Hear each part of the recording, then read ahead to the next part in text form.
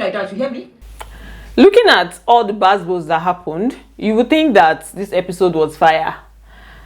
It was not. It was far from fire. Like, I don't have the exact words to use to describe this episode, but it was just there, right?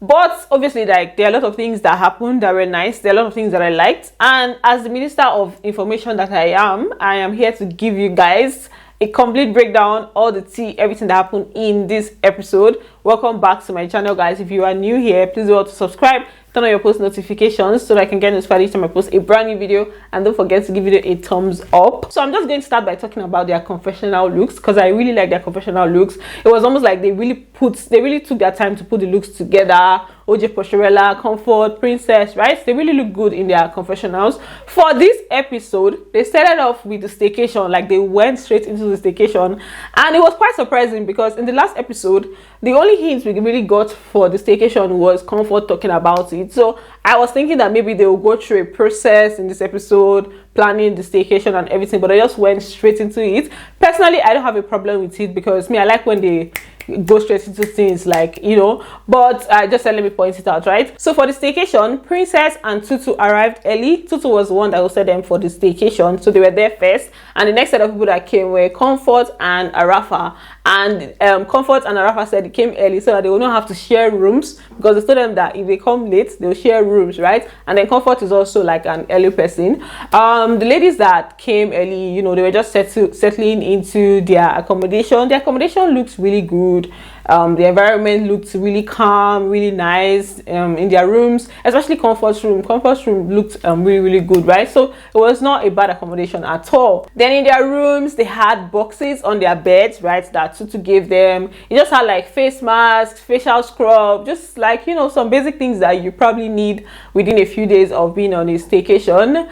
I don't know, I feel like I expected more, Sha. You know how it was in like Real Housewives of Lagos? If they drop a box, you see plenty things. They used to go extra.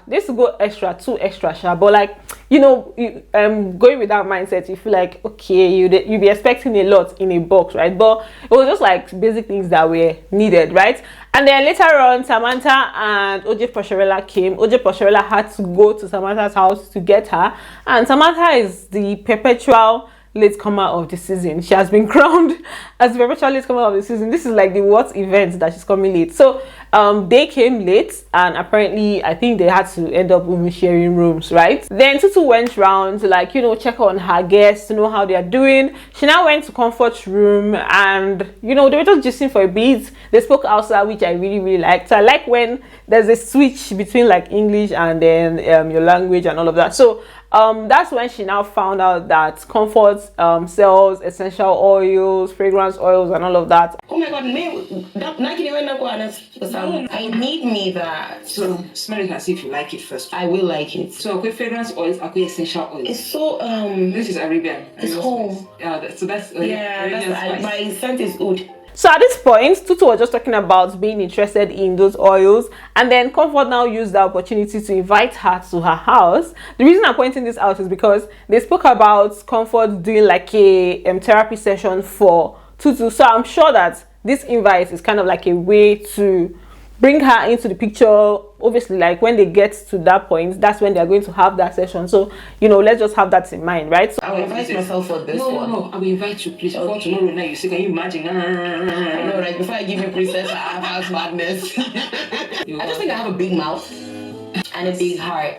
That's what I saw. Yeah. It was the heart I saw, to be very honest. Yes, I saw that. I'm blushing. Then we had Princess that went around to do aproko. So she went to Arafa's room. She was now talking about the situation with Samantha. So apparently she said Samantha did not exactly like the arrangement because she came late. Samantha came late, so she had to share rooms. And then she was also talking about the fact that Samantha said she wanted to go home, and then also about the fact that OJ Posherella brought a +1 and they were not really told to bring a +1. So just basically gist and amebo aproko. Arafa was actually enjoying it, yeah. You can bring a +1. So did you hear anything like that? No. Samantha not parado that she wants to go home. Are you sure she wants to stay? Like, Well, for like, real? I mean, it's just for a few days. Like, I mean, everybody's leaving their families. And Exactly. It's not that deep. It's not We're not exactly. traveling to here. And you don't put it up that if you come you're in, late. you're gonna share. Princess seems like that person that's going to bring gist for you, but the way she's bringing the gist for you is the way she'll carry your own gist to another person. So that's how she's like that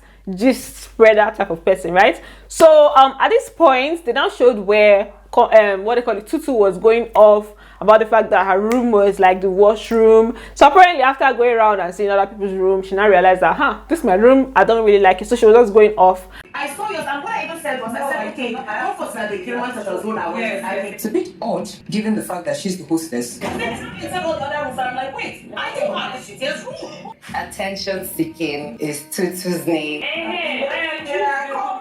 To be honest, that drama seemed so forced. It's almost like she looked around and saw that, nobody's causing room drama. And you guys know that with these shows, like room drama is a must. So she's like, why is nobody causing drama? Is it that everybody likes their rooms, right? So she now decided that, okay, let's, shake things up a little bit. Because I did see why she was causing that kind of drama. Like, as a host, you should have seen everybody's room. How do you invite people and then, they'll just give them rooms without you really knowing what the rooms are like? So you're supposed to have seen those rooms, except she didn't go around to see those rooms. And then after seeing Comfort's room, she now decided that she now started feeling somehow about her own room, right?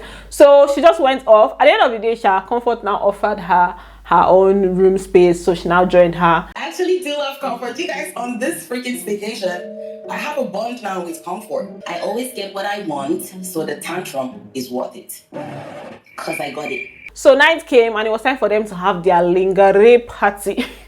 Don't mind me, it was time for their lingerie party. And then for the lingerie party, the decoration was so good. Emphasis on so good. Whoever puts that together was very, like, the person is genius. It was very thoughtful. The way the food was put together, the drinks, the chocolate fountain. Then there was some stuff that looked like small tents. Nah. It was good. It was really, really good. Whoever put it together, kudos to you. Then we had the ladies arriving in their, lingerie, looking all sexy and hot, right? The first set of people that arrived there, Arafa and Tutu. Then came Princess, then Samantha, and then OJ Poshorela and Comfort came together, right? They were just giving like hot vibes, especially Samantha. Samantha's outfit is the one I loved the most. She was giving all shades of hotness and she understood the assignment. A lot of them understood the assignment, but particularly for me, I loved Samantha's outfit the most, right? Then immediately OJ Poshorela came in. I just knew that they were going to come for her outfit because she was putting on a pajama. She did not wear like her lingerie and stuff. So in Arafa's confessionals, she didn't have the words to use to describe OJ Poshorela's look. As for OJ Poshorela, she was like that she doesn't expose her goodies, that's why she wore a pajamas, that she doesn't like to expose her goodies. Poshorela, of course, looks... Oh, no.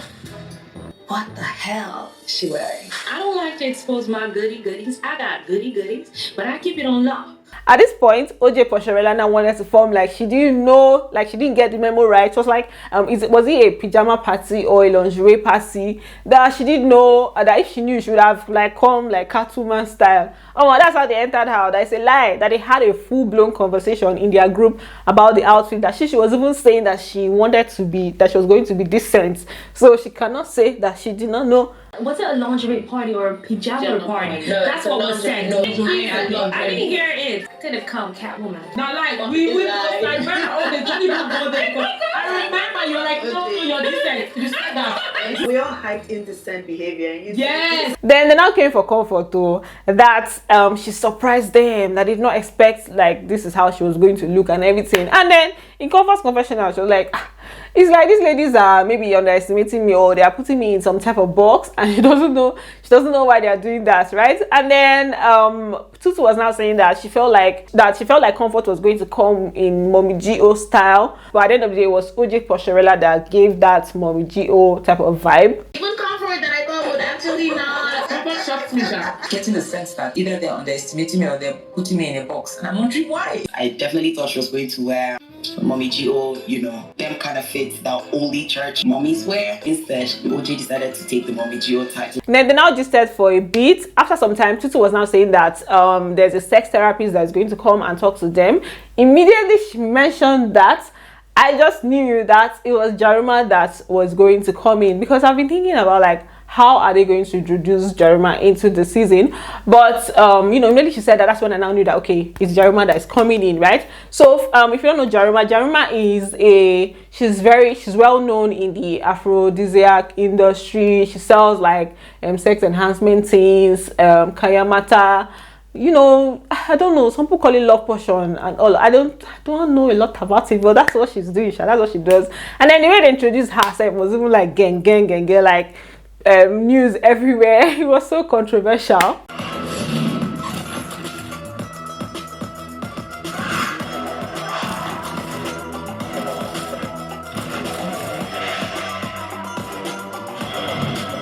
When she now entered, the way they were just looking at her like, what's JARUMA doing here? Is this her forte? Is this what she does? I thought she's just into selling stuff. Like, what can she know about this that we don't know? That's the way that's the look that they were giving her. They were just like, you know, that kind of way everyone will just calm.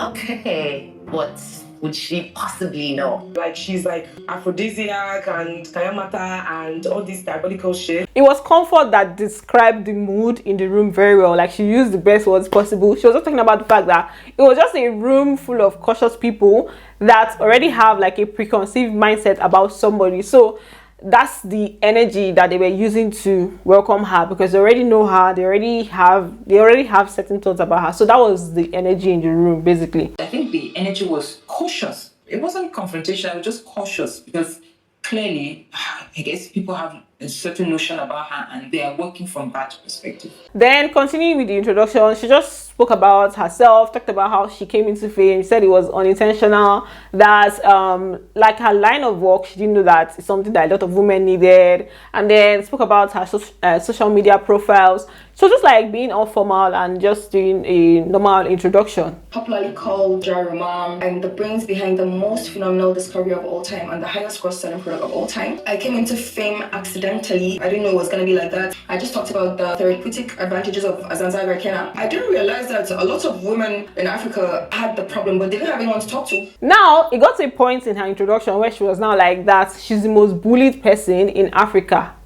That's when Princess just attacked immediately. She was like, no, that she's controversial. And then JARUMA was now looking at her like, okay, what are you trying to say, kind of thing. But it was still very light. So she was just telling her that that people are the ones that bring the controversy to her, right? And then obviously when you're in that line of business, there's going to be controversy. So things were still pretty light. Like, it was almost like they were still joking, kinda. I'm the most bullied person in Africa. I wouldn't want to say Nigeria. Controversial.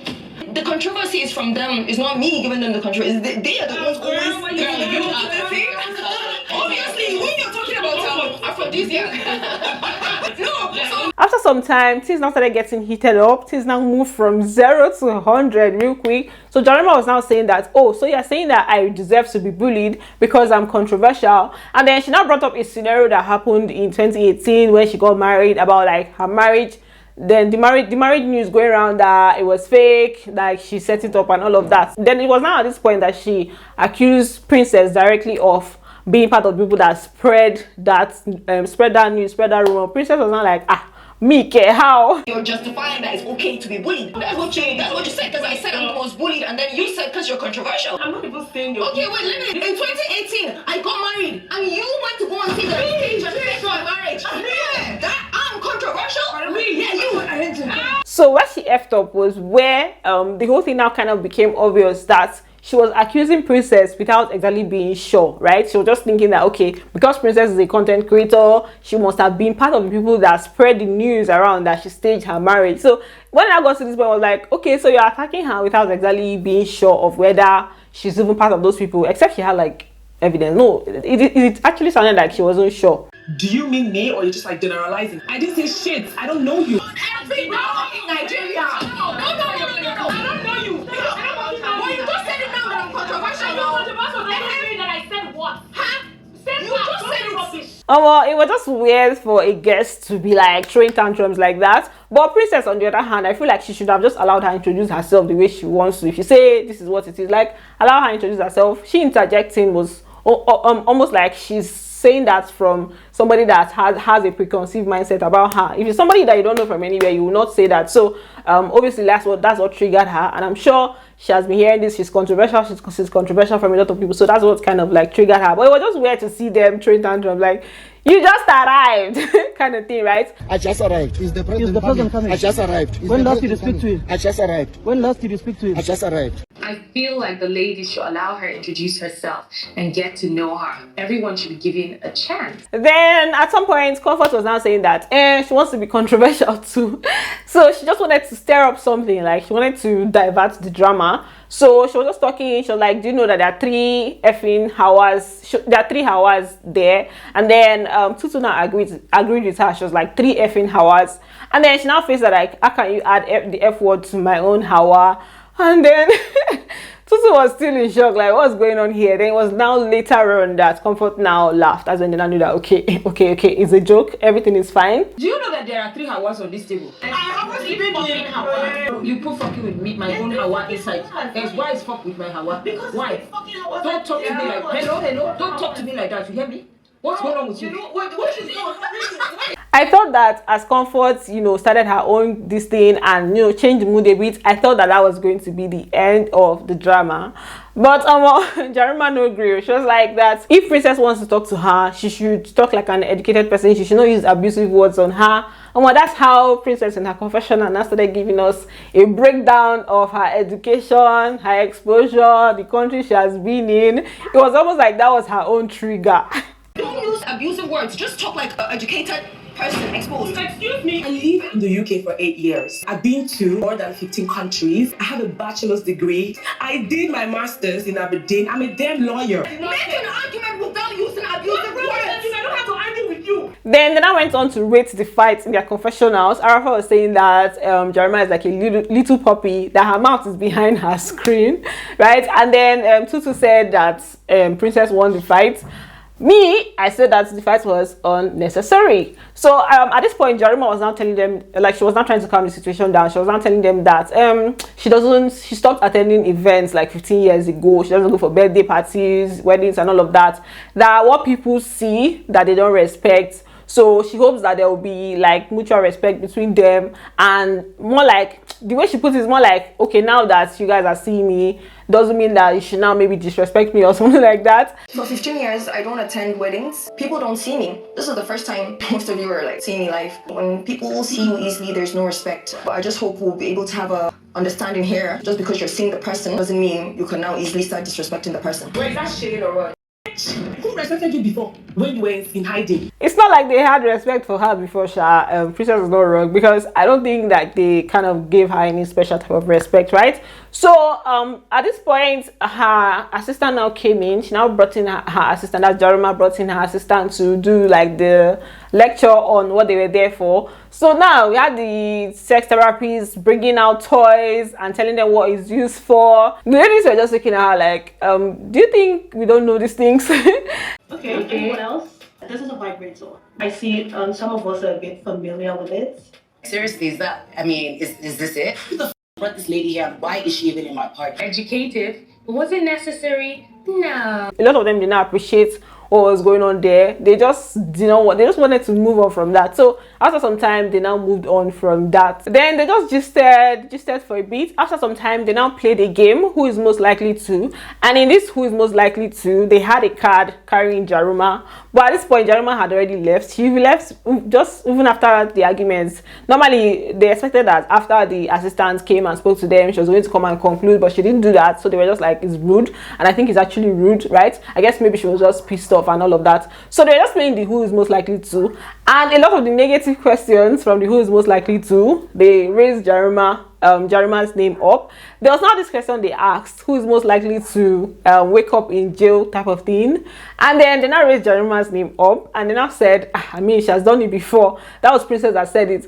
And then I was like, damn, these people are bad. So because apparently there was this gist of Jaruma being, you know, being in prison. I think somebody arrested her or something. So it was an actual thing. And I was like, damn, you guys had to really do that. She's most likely to wake up in jail. But she already did though. So I was gonna say she woke up like this.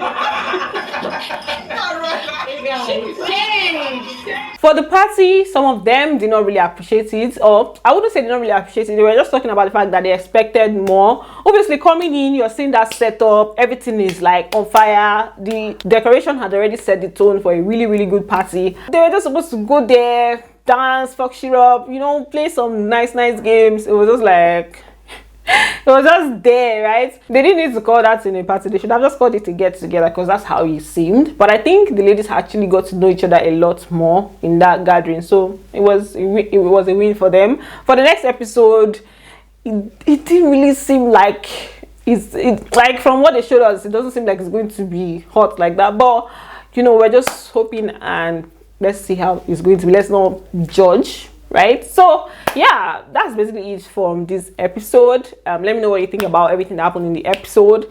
What did you like the most? Which parts do you think was unnecessary? If you watched it yourself, just let me know what you think about it. Thanks for watching, and don't forget to give it a thumbs up, and I'm going to see you on the next one. Bye, love you.